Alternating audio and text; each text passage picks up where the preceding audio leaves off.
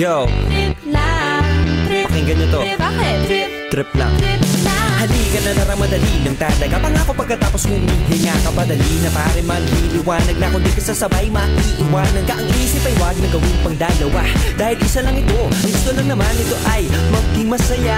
Para di ka mabato ay iwasan mo ang pananatili sa isang lugar. Ibig ko sabihin ay huwag ka papasakop sa takot. Wag ka papasakop kapag nangate eh di ka matito isipin mo. Hinibad sa lahat ng karanasan mo dito sa mundo. Bilang tao gano'n pa rin hindi nagbago. Pinakamasaya yung di pinlano. Kasi pag di mo ka alam, nakakatakot pero exciting naman. Exciting!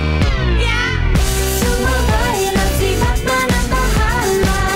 Oras na subukan ang di pa nagalawa. Minsan lang kaya magpakaligaya. Mag-enjoy, magsaya, walang mawawala. Trip, trip, trip, trip lang. Trip, trip, trip, trip May lang. gusto kong gawin pero nangangamba na baka mga tao tawanan ka. Nais kumanta pero di mo forte. 5 piso lang naman ang karaoke. Go!